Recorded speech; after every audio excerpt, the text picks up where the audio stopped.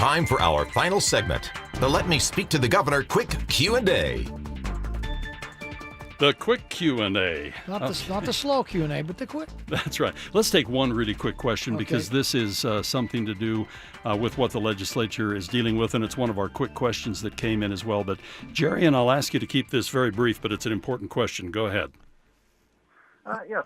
I'm concerned about the lowering of the DUI limit to .05, giving criminal records to average citizens that might, only have a couple beers at dinner.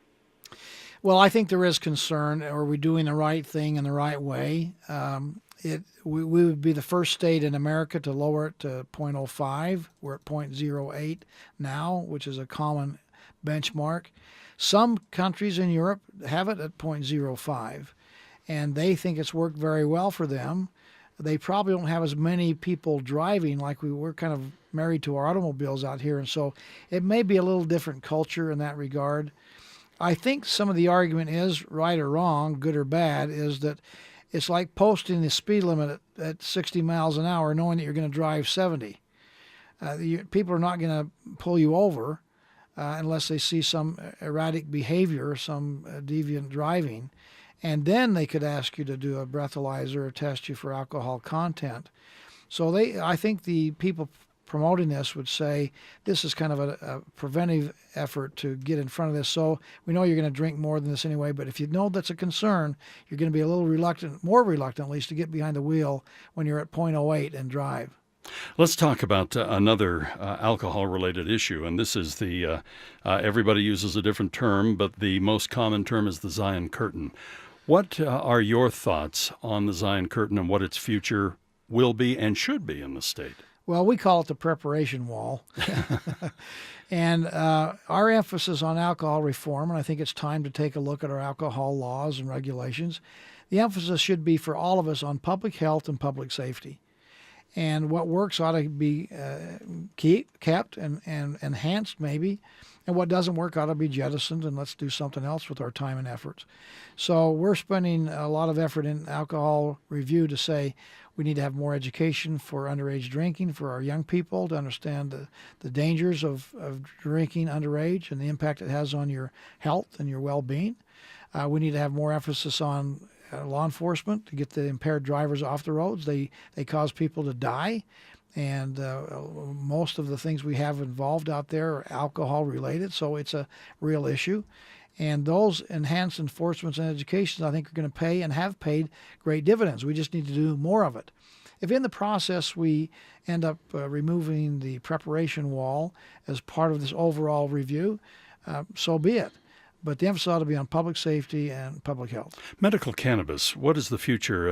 It seems like the focus this year is basically opening the door to research. Your thoughts on this? Well, I think research is where it starts. I've been disappointed and somewhat critical of the past administration because they've turned a blind eye to the law. Say, well, we know we have federal laws on the books, but we're not going to enforce them, and we're going to, in fact, ignore them because we think recreational marijuana or medical marijuana is okay. Well, it may be, but we ought to have science to back it up. And if we don't like the laws, let's change the laws. How you change the laws is doing research, so you've got good data to back up the policy you're trying to do. In Utah, I think we're happy to have medicinal use of marijuana. Let's just have some science to back it up so we get the right policy and have it as a controlled substance distributed by pharmacists and prescribed by a medical doctor. I probably should have asked this earlier, but I know that Utah's booming economy is a wonderful thing, but on one hand, it's frustrating because we're not getting the tax revenue that should come with an economy that is booming the way ours is. And I've only left you with a little less than a minute here, Governor. What can we do to get that tax revenue? Well, it needs a federal fix. And frankly, as mores have changed on how we shop, the U.S. Chamber of Commerce says now 50% of us now buy our goods over the internet, online. And we've had a law in the books in Utah since 1938, which many states have had similar laws where you owe the tax on the goods that you've purchased online. But there's no mechanism to collect them. Go to brick and mortar, just ring it up, they give you your credit card, and you pay it. Well, Congressman Chaffetz actually, coincidentally, has the bill called the Remote Transaction Parity Act. It has broad-based support, bipartisan support from governors, certainly in Congress and the Senate. It's being held up by one individual in Congress.